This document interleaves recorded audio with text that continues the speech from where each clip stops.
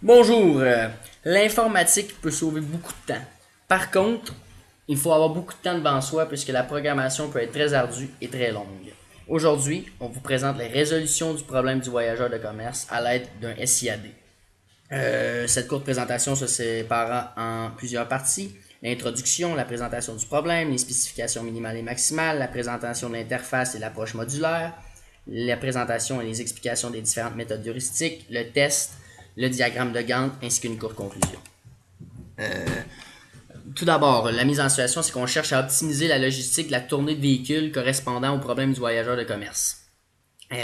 L'objectif, c'est de construire une interface qui aidera le client à sélectionner des exemples de différents modèles et qui aidera à prendre des décisions suite aux problèmes analysés à l'aide de différentes méthodes de résolution heuristique.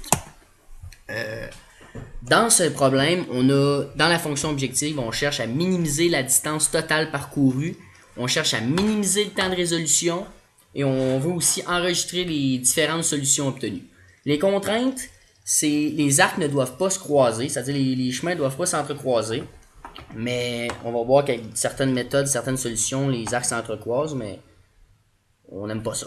Tous les nœuds doivent être parcourus seulement qu'une seule fois. Chaque nœud possède un arc entrant et sortant. C'est-à-dire qu'on ne peut pas avoir deux arcs sortants d'un même nœud. La variable, c'est le chemin entre le nœud origine et le nœud destination. Le paramètre, c'est le nombre de nœuds. On va voir qu'on peut même le fixer par nous-mêmes. Les spécifications minimales de ce programme-là présenté, c'est le calcul de la matrice des distances, la génération d'une solution, l'évaluation d'une solution, le modèle d'interface utilisateur, les registres des fichiers, l'heuristique de construction par insertion, la génération et l'enregistrer de nouvelles exemples. Les spécifications maximales cette fois-ci, l'optimisation de la fonction objective, génération d'un modèle d'analyse avec différentes méthodes heuristiques et l'enregistrement de solutions optimales sur Excel. Donc on va tout de suite procéder à la présentation du système informatique d'aide à la décision. On va vous présenter l'interface design, l'approche modulaire ainsi que les différentes méthodes d'analyse. Donc, allons voir ce problème-là. On appuie sur F5 et voilà. Ici, on a l'interface design. On peut sélectionner un problème si on voit d'anciens problèmes qu'on a déjà fait ou on peut déterminer un certain nombre de nœuds. Exemple, on veut 100 nœuds, on génère un problème, 100 points sont générés. Ensuite de ça, on peut choisir une méthode heuristique d'analyse, soit par exemple le balayage, on a le temps de résolution, la distance totale, le nom de la méthode. On peut procéder par un problème déjà proposé, exemple le problème 2. On a le nom du problème, le nombre de nœuds dans le problème. On peut choisir une solution déjà proposée. On obtient sa distance et aussi on nous propose la meilleure solution disponible pour ce problème-là. C'est ce qu'il y en est pour l'interface en général. On va donc vous présenter l'approche modulaire. C'est un peu comme le premier projet qu'on vous a présenté avec le problème de transbordement. On a un programme qui va chercher les différentes données à l'externe sur l'ordinateur. Dans ce cas-ci, c'est sur le bureau. On a l'accès données qui présente comment lire ces documents. Ensuite de ça, on a le form qui lui présente les fonctionnalités des différents outils qu'on a vus sur l'interface précédemment et les différentes conditions associées aux différentes méthodes d'analyse. Aussi, on remarque qu'on a le PVC qui est le problème en tant que tel, le module problème, qui lui est comme un peu l'assise. De ce problème, on génère le nœud et la solution. Ce que je veux dire, c'est qu'à partir des nœuds, on va être capable de générer des arcs, qui est le module arc. Et ensuite de ça, on va être capable de générer la solution, qui sera liée au problème. Donc, c'est comme une encapsulation de modules, si on veut, qui va nous permettre de mieux gérer le problème. Et on remarque que le problème, ce qu'il fait, c'est qu'il génère la liste des différents problèmes dans l'affichage. À partir de ça, on lit les nœuds, on crée les arcs, on crée une solution, on règle le problème. C'est ce qu'il y en est pour l'approche modulaire. On retourne donc aux différentes méthodes heuristiques d'analyse. Si on débute, on va tester le tout avec un problème de 100 points. On voit la première méthode qui est par insertion. La méthode par insertion, c'est qu'on génère une solution À partir de cette solution actuelle, on va aller chercher le point le plus loin, puis on va recréer un arc. Puis à partir de cet arc-là, ça va être rendu notre nouvelle solution actuelle, on va recréer un autre arc avec le point le plus loin de cet arc, et ainsi de suite, on générera une solution. La seconde, c'est le balayage. C'est très simple. On se situe à l'origine dans le plan XY, on fait comme une horloge, on retentionne alentour et on relie tous les points, sans que les points s'entrecroisent, bien évidemment. Ensuite, on a l'amélioration 2-hop. Ça, c'est très simple. C'est qu'on crée, on a deux liens, deux nœuds, et à partir de ce nœud-là, on va à l'inverse. On crée un arc à tout droit, on crée un arc à l'inverse. Ainsi de suite, on supprime les arcs inverses et on ajoute différents nœuds. Ensuite de ça, on a... Oh, c'est la 3-hop celle-là. Oh, désolé.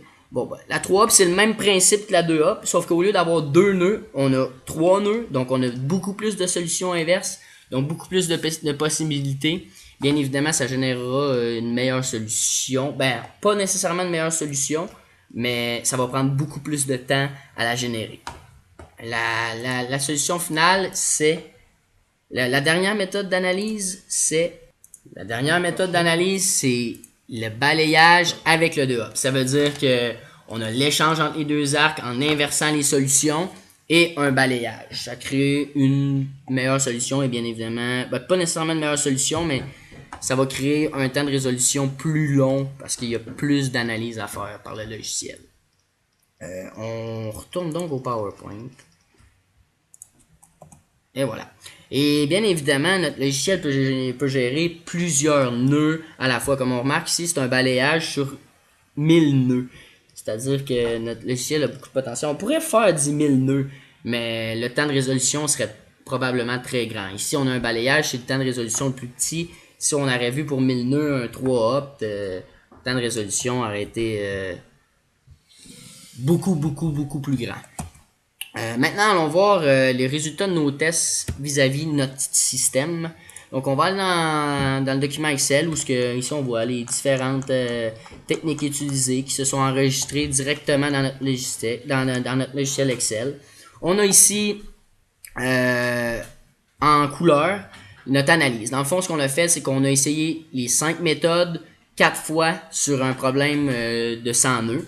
On a fait une moyenne de l'erreur pour ces méthodes, une moyenne du temps de résolution et la meilleure solution connue parmi les solutions effectuées durant cette analyse. Donc on remarque que le temps de résolution le plus court, c'est effectivement le balayage. Le balayage, il s'effectue très rapidement. Mais sa solution est pénible, médiocre. Et on remarque que la meilleure solution connue, la plus optimale en termes de distance, c'est le balayage plus l'heuristique. Comme je vous disais tantôt, c'était pas nécessairement la meilleure, mais ça va être souvent la meilleure, mais son temps de résolution il est très grand. On remarque que l'heuristique 3-hop, elle est dominée, c'est-à-dire que peu importe dans quelle optique on la regarde, soit pour la meilleure distance ou pour le temps de résolution, elle est dominée par l'heuristique 2-hop. L'heuristique 2-hop, ben non, pas nécessairement par l'heuristique 2-hop pour la distance, désolé. Elle est dominée par le balayage plus l'heuristique 2-hop au niveau de la distance, puis elle est dominée au niveau du temps de résolution par l'heuristique 2-hop, puis par le balayage. Excellent, c'est ce qu'on veut.